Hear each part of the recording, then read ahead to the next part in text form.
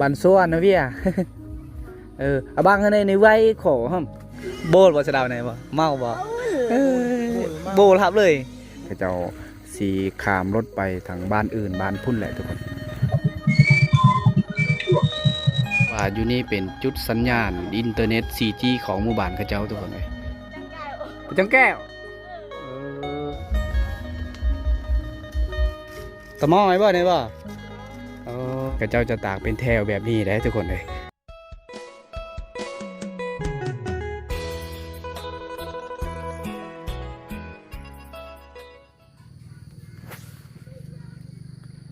เอาสบายดีทุกคน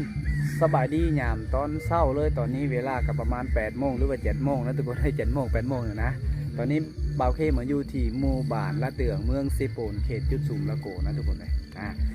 วิดีโอนี้บ่าวเคก็จะได้พาทุกคนไปเที่ยวส้ม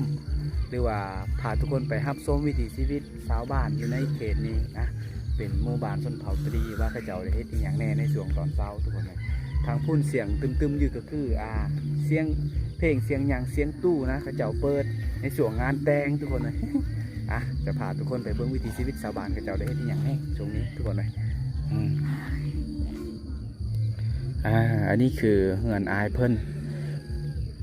นะทุกคนเลยเขาเจ้าเฮ็ดน้ำหมอกน้ำไม้นะอันนี้กะขาดบ่ได้ต้องได้มีน้ำไม้รุ่นนี้มันบางๆเลยทุกคนเลยนะเขาเจ้าก็เริ่มตากได้เศร้าเลยแต่ว่าเขาเจ้าจะใส่เป็นเล็กสังกะสีที่ยังบ่ทันได้เหยียบเป็นฟองเป็นห้องนะทุกคนตอนนี้ก็เพิ่นก็ลงตากน้ำไม้น้ำยางได้เศร้าเลยย่นมาเบิ่งบ่ทันทุกคนเลยมันจะแห้งไว้น้ำไม้รุ่นนี้นะมือนึงบางทีก็มือปลาย2 มือก็จะแห้งเลยเพราะว่ามันจะบางๆแน่นอนนึงอาจจะแม่นน้ำไม้พางน้ำไม้เองอย่างได้ตัวนี้นะทุกคนเลยคือทางหมู่บ้านเบาเคนแล้วก็เจ้าเฮ็ดน้ำไม้ไผ่มันอาจจะหนาหน่อยนึงน้ำไม้ไผ่มันจะนานแห้งนี่แหละเขาเจ้าได้เฮ็ดอันนี้แม่นฟื้นที่เขาเจ้าตัดมาแต่ดงแต่ป่าคือกันแหละสำหรับการเฮ็ดน้ำหมอกน้ำไม้มันสำคัญฟื้นนี่แหละทุกคนเลยเบาเคนก็เคยเฮ็ดสำคัญฟื้นนี่สำคัญที่สุดเลยฟื้นนี่ขาดบ่ได้อันนี้คือกันสำหรับฟื้นนั้นจะมีเป็น2 อย่างนะมีตัวนี้แหละก็มีตัวนี้อันนี้นะฟืนสำหรับหามาแต่ดงแต่ป่าลามาข้างเฮือนอาจจะต้มเราต้องใส่ฟืนตัวนี้อันนี้ฟืนตัวนี้เราจะตากให้มันแห้งมันมี2 อย่าง2 ชนิดฟืนกับการใส่เห็ดหน่อไม้ก็ถือว่ามีอันข้อดีอย่างทุกคนเลยก็คือใส่สำหรับการซื้อแป้งนัวมันเป็นอาชีพหลักตามฤดูกาลของชาวบ้านทั้งหมู่บ้านเบาเคก็คือกันทุกคนเลยแต่ว่าจะให้ทุกคนได้เบิ่งวิถีชีวิตอยู่ในหมู่บ้านเขาเจ้านี่นะนี่แหละทุกคนเลยนี่เขาเจ้าเฮ็ดไว้เป็นเตียงที่สูงนะแล้วเขาเจ้ามาตากข้าวตากหน่อไม้มันจะแม่นแถวๆนี่แหละทุกคนหมู่บ้านเขาเจ้าก็อาจจะมีเล่าข่าวคือกันได้แต่ว่าเล่าข่าวเขาเจ้าก็คือกันกับหมู่บ้านเบาเคเขาเอาข่าวบ้านเลยเล่าข่าวทุกคนเลยนะนี่แหละคือทางเขตเมืองนองทุกคนเลยเขตเมืองนองเล่าเข้าอาจจะเอาไว้อยู่นอกบ้านเลยก็ว่าได้กองฟืนกองไฟแล้วก็จะเอามาเก็บมาเมียนไว้อยู่ตารางเฮือนตารางยังนี่แหละทุกคนเลยแต่ว่ามีเส้นทางนะหมู่บ้านเขาเจ้าอยู่ติดกับเส้นทางการไปมากอาจสะดวกสบายง่ายขึ้นไปไวมาไวทุกคนเลยโอ้บันส่วนนะพี่เอาบางอันในไว้ขอฮัมไว้ได้ขอเลยอย่าเฮในกระดาษคือกับบันไว้พอเฮเนี่ยบางช่องนึงก็แบนเบียดเลยโอ้น่าสาวเพิ่นเห็นไหมโลนเสะหนูจังเสียงินตัวก็ปูจิตช้างตัวก็ตะกูลจิตมันจังกี้เฮกาบางก็แบนบางช่องเรามันจังกี้สำเนย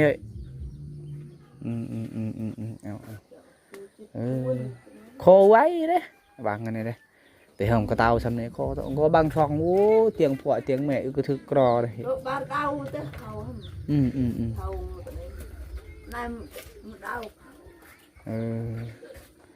เตะอุ้ยฝืนไฟสำคัญได้อุ้ยเลยเว้ย กัดกะอุ้ยแน่ตาบังห่ำคำเมินจากสิตอกสิตินนี่เอี้ยนไรไว้อ่ะขอบใจการเฮ็ดเอาไม้เนี่ยคือหวานนะทุกคนเลยถ้าว่าขาดฟืนก็คือบ่ได้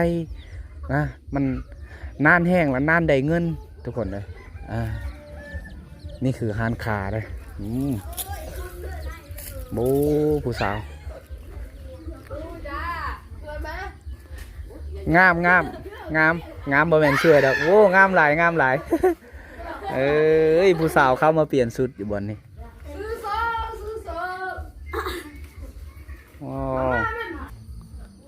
แม่นป่ายอันหงเฮียนเขาเจ้าอาจจะเข้าไปทางพุ่นนั่นแหละหงเฮียนนะหงเฮียนประถมศึกษาสมบูรณ์และเตืองตามเบิงนะอาจจะแยกไปพุ่น100 เมตรเมืองเซปูนกีฬาเมืองเซปูนทางพุ่นทุกคนเลยป่ายตัวหนังสือเล่าอันนี้จักไปยังบ่ฮู้คือกันนะเข้าไปอาจจะเข้าไปทางพุ่นแล้วยังไล่หมู่บ้านได้ทุกคนเลยหมู่บ้านต่อหอกต่อเหือจุดสุมละเกาะละโก้นะบอกอาเวียนอาจจะเข้าไปบ้านทั้งพุ่นแหละไล่หมู่บ้านเลย มาอวยทั้งนี้มันเข้าไปทางเมืองเซโปนบ้านดงสวอกสวรรค์ออกไปทางหมู่บ้านบาวเคอาจจะเป็นทางนี้อันนี้เป็นทางที่บาวเคมาแต่หมู่บ้านบาวเคอาจจะทางนี้แหละทุกคนเลยนะอย่างอีกหลายกิโลเลยเป็น100-200 กิโลเพื่อสิหอดหมู่บ้านบาวเคออกไปเมืองเซโปนก็เป็น50-60 กิโลนะเมืองเซโปนหรือว่าทางบันดอกบันดงสวรรค์เมืองหนองทุกคนเลยอาจจะออกไปทางนี้แหละนี่คือปลายเลยนะอาจจะข้อย่ำนะทุกคนเลยอาจจะซื้อไปทางพุ่นแมนจุดสุ่มแล้วก็แยกทางพุ่นแมนจุดสุ่มลัดห่อเลยตามเบิ้งนะก็จะเขียนไว้ตัวหนังสือลาวแล้วมีตัวภาษาอังกฤษอ่านออกยุ่ตัวหนังสือลาวนะทุกคนแต่อังกฤษมาอ่านไม่ออกจากมันยัง ทุกคนเลยนี่แหละตอนนี้ก็ยังอยู่ในหมู่บ้านนะหมู่บ้านกระเจ้าก็ยังใส่ชีวิตแบบดั้งเดิมเลยก็ว่าได้ทุกคนเลยนะเพราะว่ากระเจ้าจะยังมีการตำเข้าเพราะว่าหมู่บ้านข้าเจ้ามีสายอยู่ตามทางแล้วก็มีลักไฟฟ้าอยู่แต่ว่าหมู่บ้านข้าเจ้ากับไฟฟ้ายังโมทันได้มีคือกันสัญญาณเน็ตก็มีบางบ่อนบางจุดบางบ่อนด้วยกันเลยแล้วก็ยังมีการตำขอกตำเขาก็ถือว่าเขาต้องเอิ้นว่าการยังใช้ชีวิตแบบดั้งเดิมคือกับหมู่บ้านบาวเคเลยทุกคนนะ การเฮ็ดน้อไม้ก็ขาดบ่ได้ต้องได้เบิ่งได้เลยทุกคนนะแต่ว่ามันบ่แม่นน้อไม้ไผ่ดอกข้าเจ้าเฮ็ดหน้ำไม้ผางน้ำมันยังมีตัวบางๆนะถ้าว่าน้ำไม้ไผ่กับมันจะหนาๆแน่หน่อยนึงทุกคนเลยพรเนี่ยไม่ได้พรบ่พรอยู่บ่โบลบ่สะดาวไหนบ่เมาบ่โบลครับเลยเปื้อนเลยโยกเงี้ยบาตเตเลยทุกคนเลยน้องสาวเพิ่นโอ้ไปดองอยู่พุ่นแหละทุกคนเลยอยู่บ้านให้เจ้ามีงานแต่งได้เอาโอ้ทางพุ่นเขาเจ้าเปิดเพลงจักเพลงอีกอย่างนะแต่ว่าคักเพลงนี่คือน้ำมะดานแมนอาจจะแมนน้ำมะดานโครงการนี่แหละทุกคนอยู่ติดกับเฮือนเขาเจ้านี่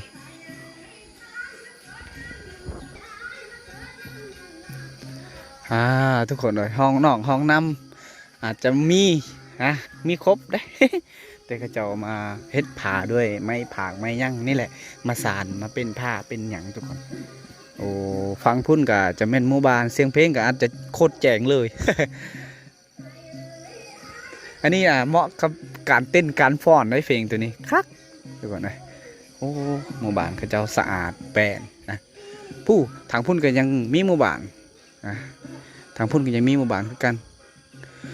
ตามเบื้องหน้าอาจจะเป็นหมู่บ้านที่เขาเจ้ามาตั้งมาใหญ่ไม้ได้ทุกคนเลยกกไม้กกตอกกกมักพลปลูกต่างๆนะอาจจะเป็นพลปลูกที่กำลังเกิดไม้นะอาจจะบ่เห็นแบบเก่าแก่ดังเดิมก็คือใหญ่ๆอันนี้แหละกกหมากลำใหญ่ลำมุนนี่แหละที่อันนั้นทุกคนที่ใหญ่ๆกว่าหมูนะบ่าวสดีก็เฮ็ดไปแล้ววันนี้อันนี้แม่นโคตรคักเลยนี่ก็คือกันกับอันเขตเมืองนองคือกันได้ทุกคนนะโคกเขา ผสมปูนผสมหยังแล้วเขาเจ้าเฮ็ดคักแบบนี้นี่แม่นมันต่างกันกับหมู่บ้านเบาเข้ทางชนเผ่าเบาเข้เด้ชนเผ่าเขาเจ้านี่ชนเผ่าตรีนี่เขาเฮ็ดอันนี้นะเขาเฮ็ดสากตำข้าวเขาจะเฮ็ดมีแต่อันนี้เด้โอ้ต่างกันกับหมู่บ้านเบาเข้นะอันนี้อธิบายว่าได้คือกันอ้าวอันนี้มันกกมะขามที่ใหญ่ทุกคนอาจจะเป็นดั้งเดิมคือกันหมู่บ้านตัวนี้นะทุกคนเลยนี่อันนี้นะเขาเจ้าเฮ็ดแบบทันสมัยประกอบไส้อันนี้ทุกคนเลยนะรถจอกรถจักรเงินสารลานแปลนกับนี่แหละทุกคนเลยตอนนี้ก็ตอนเศร้านะทางพูนตามเบิ้งอาจจะแม่นเฮือนสารที่เขาเจ้ามาต่างไม้ใหญ่มาอยู่ไม้นะมาอยู่แถวๆอันตามเบิ้งนะแถวๆเข็มห้วยตัวนั้นอันจะเป็นห้วยเลยแต่ว่ามีส่วนหลายเลยพอเราปลูกบาวาสิเป็นหมักหุ่งหมักหยังทุกคนเขาเจ้าต้องได้ปลูกได้เห็ดนะอันนี้แม่นเราเข้าเลยแล้วก็คอกอันบอลคอกไก่คอกยังก็จะอยู่นี่แหละลุ่มเราเข้านี่แหละทุกคนเลยคอกไก่ได้ตอนนั้นมันคอกไก่คอกเป็ดอีหยังเอาผ่านไปเป็น1 นาทีตอนนี้มาอยู่จุดห้วยนี่ทางฝั่งนี้ก็มีห้วยคือกันนี่เขาเจ้า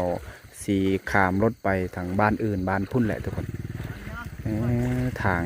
นี่แหละโคตรยากเลยบ้านปัญญาปัญญาบ้านไฟฟ้าเป็นก็ไปวีนไปเลยนั่นแหละทางที่เจ้าจะไป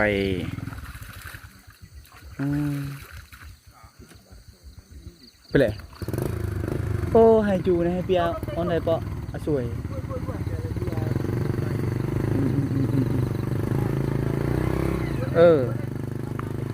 ทางโคนยากเลยทุกคนเลยทางน้ำห้วยกับน้ำใสๆอยู่นี่จุดนี้เอา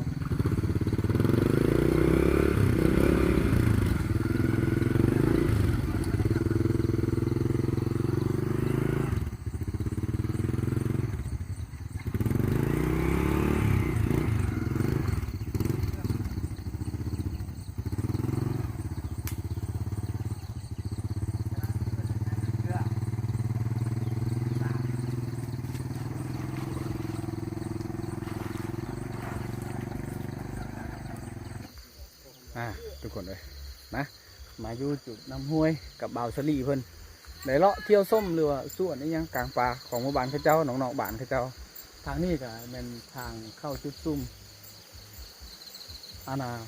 ลงจุดซุ่มหลัดหอแม่นทางตัวนี้แหละขามห้วยขามเสขามยังเพื่อที่หอดยังใกล้เติบได้หมู่บ้านเขาเจ้านะตอนนี้กำลังสียางเข้าสู่หมู่บ้านทางหมู่บ้านมีเสียงเพลงหลายก็เลยมาเลาะน้องบ้านแถวแคมป่าไปอีกยังชมวิวตอนเช้าทุกคนเลยนะยังอยู่ในหมู่บ้านข้าเจ้านี่แหละกำลังย่างเข้าสู่หมู่บ้านข้าเจ้าอีกหอบนึงได้ออกพักผ่อนอยู่จุดนั้นนะทุกคนปูเสียงตูข้าเจ้ากำลังคึกกำลังคืนอยู่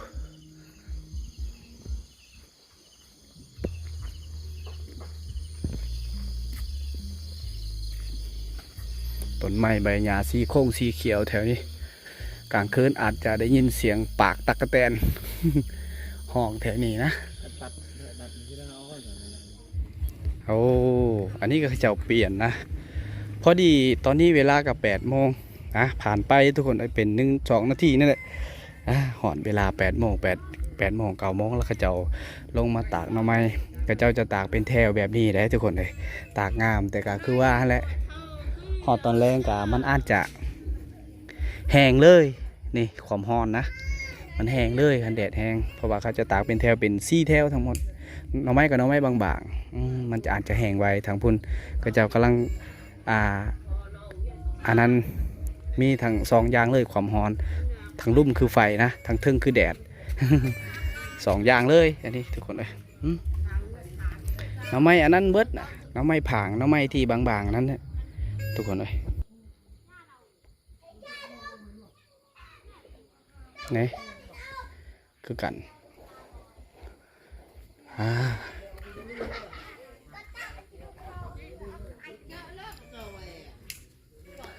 นี่แหละ บ่าวเคกับบ่าวสลีอาจจะพักอยู่นี่แหละอยู่เฮือนหลังนี่แหละพักอยู่จุดนี้แหละทุกคนเลยฮะ เอาพี่น้องในจังซีรีส์จะได้เก็บภาพต่อเนื่องเลยนี่คือขั้นตอนในหมู่บ้านแห่งนี้ก็คืองานแต่งหลายๆอย่างที่มีความแตก มายืนอยู่จุดนี้นะทางพูนแม่นเข้าเจ้าอาบน้ำนะตอนเช้าทุกคนเลยมีน้ำมาด่านอยู่กลางบ้านแล้วเข้าเจ้าจะอาบน้ำอาบยังอยู่แถวนั้นแหละ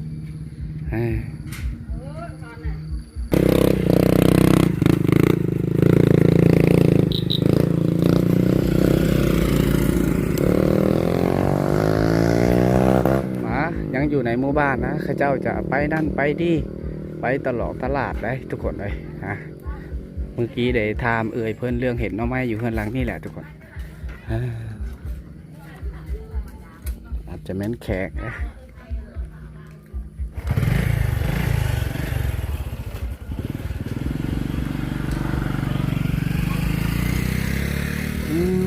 อันนี้คือหน่อไม้เอาข้าเจ้าตากแบบนี้แล้วข้าเจ้ากวบพาบอกพาบัดไว้ทุกคนเลยเนี่ยมันจะแห้งนะถ้าว่าไฟหลายแบบนี้ไฟมันก็ลุกแบบนี้มันก็จะแห้งไวเพราะว่าหน่อไม้มันบางนะขอย้ำเลยหน่อไม้มันก็บางๆแบบนี้หน่อไม้รุ่นนี้มันจะบางได้ทุกคนนี่คือเฮือนสารข้าเจ้ามันบ่สูงบ่หยาวดอกเฮือนสำนี่ทุกคนเลยนี่เฮือนสารลานแปลนของข้าเจ้านะและการนี้คือโคกที่ข้าเจ้าเฮ็ดเองซื้อปูนซื้อยางมาผสมเฮ็ดงามเลยทุกคนเลยเอามาพักอยู่นี่เพราะว่าอยู่นี่เป็นจุดสัญญาณอินเทอร์เน็ต 4G ของหมู่บ้านข้าเจ้าทุกคนเลยมานั่งอยู่จุดนี้นี่คือหมู่บ่าวเคบ่าวสลีบ้านหน้าเพิ่นก็มานั่งพักผ่อนนะเมื่อคืนนี้เราล้มผู้สาว1 โมงพี่น้องผู้สาววันละเตืองบางทีตอนแรกกับสีกลับนะนี่ได้จอดมอเตอร์ไซค์ปะไว้อยู่นี่ล็อกโซ่ล็อกยังเพิ่นได้ล็อกทุกคนเลยนี่แหละนี่น้องๆเพิ่นกะมาลิ้นมานั่งอยู่ในเตียงบอลที่กระเจ้าเห็ดไปสัญญาณพ่อลิ้นได้อยู่สัญญาณ2 ขีด 1 ขีดบอลลุดบอลลงทุกคนเลยพ่อดินได้หลายๆคนก็มานั่งอยู่นี่แหละน้องๆทางหมู่บ้านเด็กๆทางหมู่บ้านมานั่งอยู่เบิ้งอินเทอร์เน็ตเบิ้งสัญญาณปั๊บมักซาว โอ้จุดนี้เป็นจุดห่มเย็นดีเดี๋ยวเขาจะเอามาลิ้นโทรศัพท์ลิ้นย่างสำหรับน้องๆนะนี่อวยทางเบื้องนี้กับแม่นแหละสัญญาณ 4G แหละทางเบื้องนี้ทุกคนเลยมีแต่ทั้งหมู่บ้านเขาเจ้ามีแต่จุดนี้แหละจุดสัญญาณอินเทอร์เน็ตและก็ยังมีอีกจุดหนึ่งสิพาทุกคนไปเบิ่งนะทุกคนเลยนี่พุ่นแหละ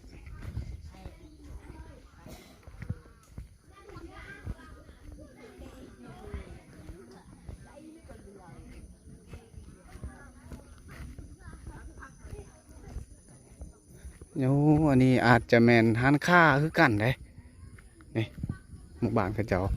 ถามเพิ่นเมื่อกี้ว่าอยู่บ้านเขาเจ้าเนี่ยมี3 ฮันค่าเขาเจ้าได้ตังค์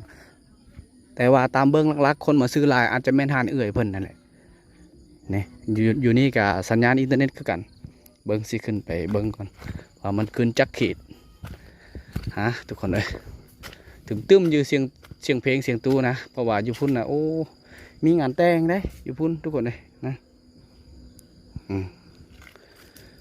นำห้วยเขาเจ้าอาบทางนะเส้นทางก็อาจจะแมนไปพูดเลยแหละนี่คือสวนมันนะสวนมันของเขาเจ้าเอาทุกคนเลยจุดนี้เป็นจุดสัญญาณ 4G ของหมู่บ้านเขาเจ้านี่คือจุดนี้เป็นจุดที่สัญญาณโคตรแห้งเลยตาละมาลิ้นโทรศัพท์อยู่จุดนี้เขาจะอวยเบิงวิวอยู่ทางพุ่นเลยนี่จะอวยเบิงวิวทางพุ่นเลย แล้วก็แนมไปทางพุ่นเขาจะเห็นวิวคือกันเอาทุกคนเลยนี่แหละเป็นผู้ผ่าอีกยังต่างๆอยู่พุ่นนะสายไฟเป็นจุดที่สูงเลยจุดนี้ทุกคนลงมาทางนี้อาจจะแม่นหมู่บ้านเลยมันอาจจะเงียบแล้วเสียงเพลงอยู่ทางพุ่นทุกคนตะมอยบ่เนี่ยบ่ตะมอยเด้แขกที่มาอยู่ในงานดองนี่แหละทุกคนเลยเพราะว่าหมู่บ้านเขาเจ้าอาจจะมีงานดองนะโอ้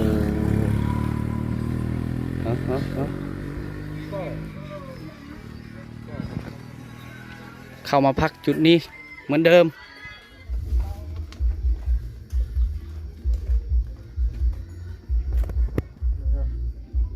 ไม่ใช่หมดกระเสาเลย เอามือนี้นะทุกคนเลยได้ก็ยังอยู่ในหมู่บ้านนี้ทุกคนเลยงานแต่งอยู่เฮือนหลังนั้นเสียงเพลงเสียงตู้อัดกะอยู่เฮือนหลังนั้นแหละตอนนี้มาพักอยู่เฮือนน้องเพื่อนกะเป็นคน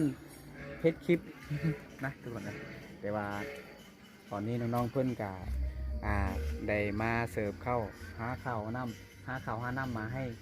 กินในยามตอนเช้าตอนนี้ก็ยังบ่ทันได้กินข้าวเช้าทุกคนเลยน้องเพิ่นว่าให้ขึ้นกินอยู่เทิงเฮือนนะทุกคนแต่ว่าเขาสีมากินอยู่ในตารางเฮือนตอนนี้ทุกคนมากินข้าวน้ำกันทุกคนเลยอาหารก็คือนะทุกคนหมูแหละเอามาแต่เฮือนที่มีงานแต่งจุดนั่นแหละทุกคนเลยนี่มีอาหารแล้วก็มีข้าวอันนี้เป็นครั้งแรกเลยที่เคยเห็นเขาเจ้าเฮ็ดแบบนี้เพราะว่าเขาเจ้าได้ใส่ข้าวหลายเลยตัวนี้ ข้าวมันจะเปื่อยมันจะเป็นแบบนี้นะทุกคนอันนี้คือเขาเจ้าเฮ็ดลาบหมูอันนี้ข้าวทุกคนเลยข้าวกับเป็นมันจะออกเป็นสีดำๆข้าวกำนะข้าวไหม้เด้ตามเบิ่งนี่แหละทุกคนเลยอาหารcha lời như cha lời à nhà nó cô nại nhỉ thầy đó ui đó คุยเด้อเนาะโอ้เอาสวยจริงกินข้าวทุกคนเลยตอนนี้น้องมองเพิ่นน้องไม้โอเคในสามขันไม่ได้สอบตัวสบายดีเด้อสาวเลย rồi sao bài đi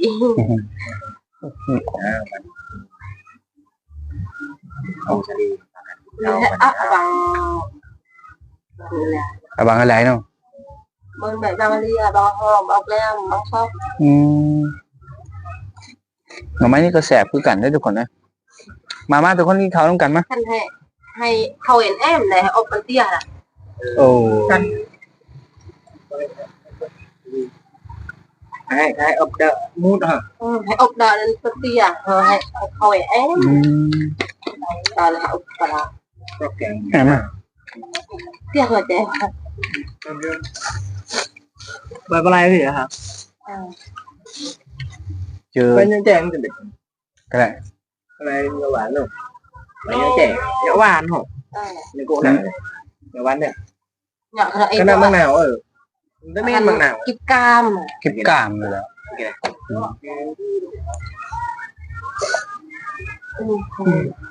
ค่อยเนี่ยไทยสูตรกำลังมา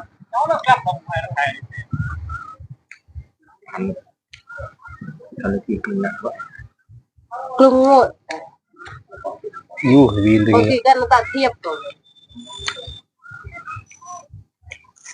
mẹ quá rồi bao nhiêu thế อ๋อ หลอดแต่ละตัวแต่ที่ก็ได้ที่ก็ได้น่าเกี่ยวกับ เขาเหือ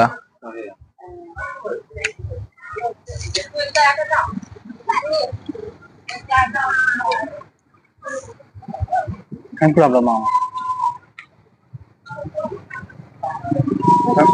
ให้พวกเราไป nào giờ cha ta เราจะ mới nhìn về rồi cái cô gái đấy thành này mà khạo chị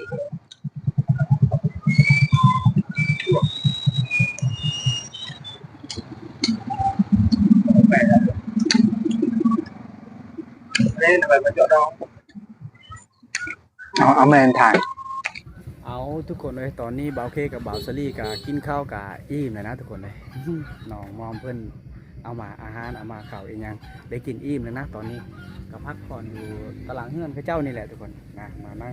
ดินอยู่นี่แหละส่วนทางพุ้นเราข้าเจ้าอาจจะบ่ได้เปิดเพลงเปิดยังทุกคนเลยเงียบอยู่ตอนนี้นี่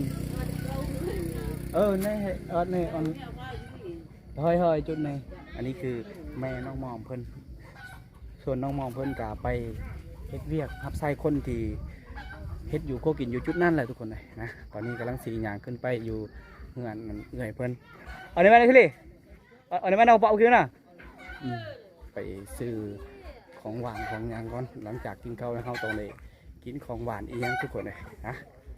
ตอนเศร้าได้ตอนนี้แดดกำลังมาเลยซื้อของหวานอยู่จุดนั่นหาดเอื้อยที่บนบ่าวเคนอนนั่นแหละมาซื้อของหวานเอาไว้อยู่ในธงแล้วตอนนี้สีลงไปเบิ้งอันเวียดขายเครื่อง มาขายเด้แถวนี้มันเป็นมีเส้นทางแล้วเขาเจ้าเลาะมาขายเลาะหยังทุกคนเลยเขาเจ้าคนเวียดเลยถ้าว่าฮู้ภาษาก็ต้องได้ลุยโดยภาษาเวียดเลยแต่ว่า อย่าตู้เลยอย่า ทุกคนนะเขาเจ้ามาขายเครื่องนะตามนี่แหละเขามาพักอยู่นี่คือเก่าทุกคนเลยฮะ